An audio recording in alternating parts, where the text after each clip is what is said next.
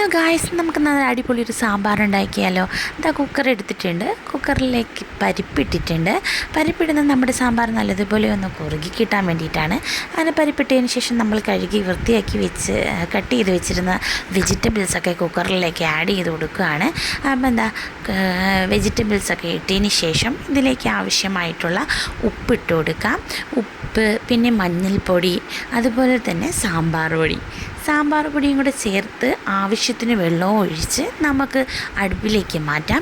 ഒരു 3-4 വിസിൽ കേട്ടോ, അത്രമാത്രം മതി. കാരണം കഷ്ണങ്ങളൊക്കെ നമുക്ക് ഒരുപാട് വെന്ത് പോകേണ്ട കാര്യമില്ല. അപ്പോൾ എന്താ നമ്മൾ അടുപ്പിലേക്ക് മാറ്റിയിട്ടുണ്ട്, കുക്കർ അടച്ചു വെച്ചു. അപ്പോൾ എന്താ നല്ലതുപോലെ വിസിലൊക്കെ വന്നിട്ടുണ്ട്. നമ്മുടെ സാമ്പാർ വെന്ത് കറക്റ്റ് പരുവത്തിന് നമുക്ക് കിട്ടിയിട്ടുണ്ട്. ഇനി ഇതിലേക്ക് കടുവറുക്കുക എന്നുള്ളതാണ്. കടുവറുക്കാനായിട്ട് എണ്ണ ഒഴിച്ചിട്ടുണ്ട്.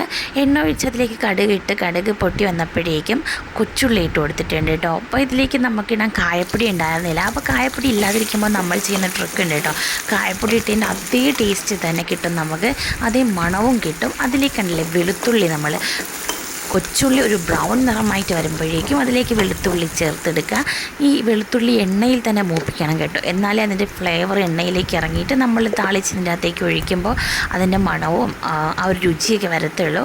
അപ്പോൾ എന്താ വെളുത്തുള്ളിയും കൂടെ ഇട്ട് കൊടുത്ത് ഞാൻ മുളകിടാൻ മറന്നു പോയിട്ടുണ്ടായിരുന്നു കേട്ടോ. അപ്പോൾ എന്നാൽ എണ്ണയിലേക്ക് മോപ്പിച്ചിടാമെന്ന് വിചാരിച്ചു. അങ്ങനെ മുളകും കൂടെ എണ്ണയിലേക്ക് ഇട്ടിട്ടുണ്ട്.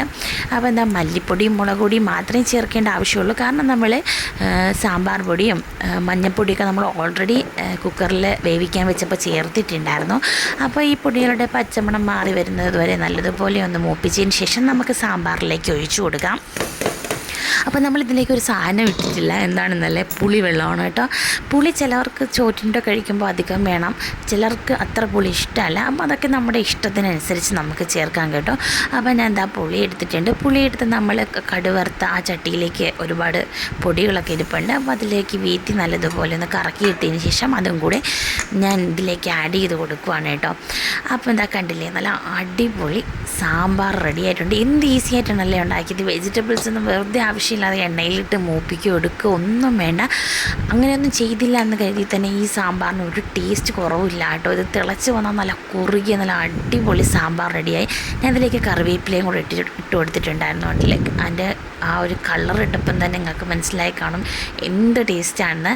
കണ്ടില്ലേ, അടിപൊളിയായിരുന്നു. എന്ത് ഉച്ചയൂണ് കുശാലായിരുന്നു. അപ്പോൾ എല്ലാവരും ട്രൈ ചെയ്തെടുക്കുക.